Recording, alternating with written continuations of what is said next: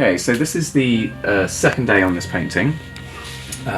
Yesterday I was doing the drawing and a bit of tonal painting, so you've got these highlights that I put in and some of these shadows, and it's something to work on top of. I let it dry overnight, and so now I'll be able to work on top.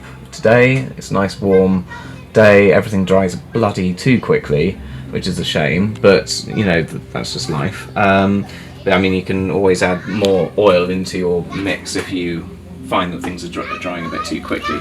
So what I've got here is my painting table with a whole bunch of brushes, really messy. It shouldn't really be like that. I should have them all in jars and, you know, neatly stacked or whatever, but I don't. So I've got white spirit to clean, I've got turpentine there in that cup, and I've got, at the moment, this glaze medium in here. And people are always asking about this glaze medium that I use because it makes things shiny, and people like things shiny for some reason. I mean, to be honest, I use it just to add a bit of flow to the whole thing, to the whole process. So I mostly use terps at the moment, but I mix in a tiny little bit of this just to help things flow, and it's a crema medium. And it's basically got stand oil and damar resin. It's got turpentine in there as well. I don't know if it's got a cicative to help the drying time, but there's lots of different types. There's a Roberson one. I find that the crema one's got a bit more time to work with before it dries. But yes, as I said, mostly at the moment it's turpentine that I'm mixing everything down with. And that's the way that you should work at the beginning of a painting process. It's the whole thing, fat over lean. Lean is the turpentine, fat is the oil that you add to it. Explain the fat over lean. Well, that was it basically. So turpentine, you thin things with. It basically creates structure and a solid bit of painting at the beginning, and then the further along you go in your painting process, you add more oil into the mix, and it will create the saturation of the colour, it's already got that structure underneath, basically. Then you can work into glazing, and that's completely transparent, and that adds the depth to the painting, and that's further along. But there's lots of other mediums here. There's a Michael Harding one that's basically just linseed oil and turpentine. There's stand oil just on its own over there. It's really gloopy. I don't really use liquin, but that's I believe that is liquin gel. Yeah, it is liquid original, but I don't really use it. I don't like it. It's kind of a plasticky feel to it. There's some wax over there, lots of bits and pieces. A lot of it I don't really use. I tend to use just these two things, but everything has its place. Now, you know, I've got my palette here. I've got a whole bunch of flesh tints that are already out, and you know, I work my palette like I always add a sort of titanium white on first, and then I add the various hues to it, and a lot of the earth tints to build up the flesh tints in the portrait, as well as the cadmiums, and then later on in the process I'll be using more of this area of the palette, which is the glazing colours. You've got, you know, like a quartz and a Indian yellow and a ultramarine blue, and those ones will come in later on because they're transparent. I'm working with the opaque colours at the moment. So yeah, that's what I'm doing. And this is actually one of the slower parts of the process, is building up these tints. It's actually, I find, quite dull, but necessary. Because it's when you get to the end part of the process that it becomes fun again. When you initially put on the image, you get that first rush of, oh wow, I've started a painting, it's going to look interesting, and then you go through this boring part that goes on for a really long period of time, and you kind of try and work out why you did it in the first place, and you're like, oh god, it's actually not that interesting anymore. And then right at the end, when it starts to become a bit more saturated, a bit more interesting, then you fall in love all over again. You're like, oh no, actually, there was a reason. paintings used to take me like a month when I first started, and now I can paint things in a week probably if I need to. If I'm painting on paper, then it happens a lot quicker. But yeah, something like this. Actually, there's quite a lot of taking the paint off, as well as applying the paint, and that's something that we should probably talk about in great length. It will become more apparent later on in the process, though,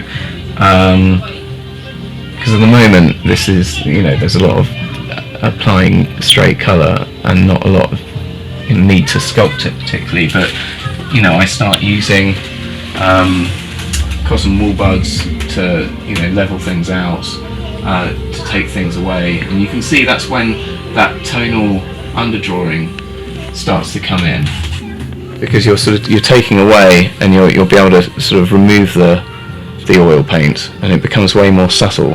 It doesn't become, it's not as broad strokes. It starts to become more light. So this is a bit later on in the process. As you can see, the colours coming together now. I'm just working through the various hues from the shadows upwards, basically. So I start at the darkest points, and now I'm hitting the lightest points.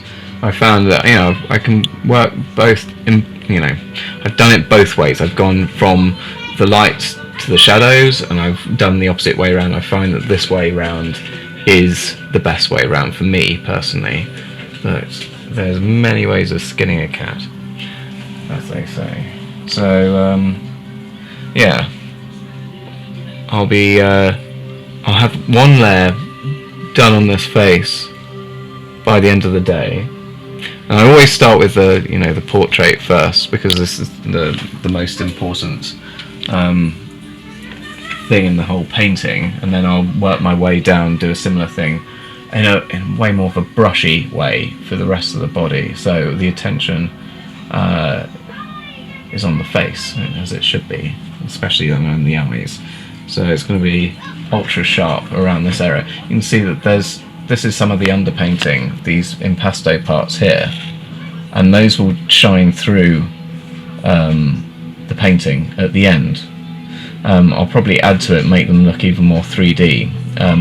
But if you look at old master painters like Van Dyck, they used to have these incredibly impasto areas around parts like this, maybe around some of the rough areas and some individual hair follicles, just to let them pick up the light as the light comes down, and that gives you that extra point of interest. Right, so this is where I've got to by the end of today, and I'm quite happy just to finish it here at the moment. I've got all the various sort of blocks of colour worked out that I can add more nuance to later. As you can see, that these areas, they're not particularly dark at the moment. They'll gain more saturation when you go in with the glazing. I always work a couple of tones higher in this process, so I don't lose detail in the dark, right? And that's something that I've worked out over time, is always work lighter, because the glazing will knock it back quite considerably at the end. So always work quite light. I don't know what I'm going to do with the top of the head yet. A lot of the time I find that I don't really know at this point, and it's fun that way. I've got ideas about the background, but I'm not entirely sure. I'll probably have to paint the background in a bit first before I actually finish the head anyway, because it's going to, I don't think, probably disappear and evaporate or something along those lines. So yeah, so that's it. This is dead colouring. My palette looks a bit like this now. It's a bit messy. I started out with very, very basic areas of hue and tone, and now it's all just a big mess, and that tends to be the way that things finish. What makes you choose which colours you pull into which other colours? It's which ones are harmonious a lot of the time. I tend to, as I say, I always put a amount of titanium white down, then I'll probably start with the lighter hues, probably cadmiums and ochres onto one side of the palette, and then work into the umbers over the top, and then somewhere over here there'll be more of the reds kind of coming in as well. And then, you know, to darken the reds, I'll bring the umbers in and some of the Van Dyke brown as well, just to get it to the lowest end of the spectrum. Yeah, that's usually how I do it. But I've worked in so many different ways over the years, and I'll change again. I know I will. But you know, this is with the tonal underdrawing first. It means that I can be more exact and with the first layer that goes on. I found that if I didn't have the sturdy sort of underdrawing already worked out and that underpainting already done, I was second guessing myself when I was putting that first layer on, and it's important for me to get it right pretty much first time now, so it has like an energy or a spontaneity about it.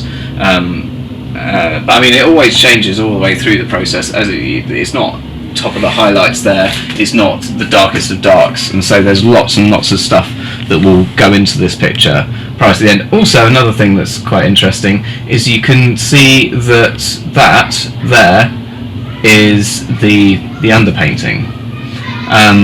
That's not a colour that's been painted down in this layer, it's just letting this bit shine through, and that's something that you'll notice probably more and more if you look at the work of the masters like Rembrandt. Is you can see that underpainting, that first ground layer, all the way through to the final painting, because that should be the initial layer that you work up and down from, basically that mid-tone shadow.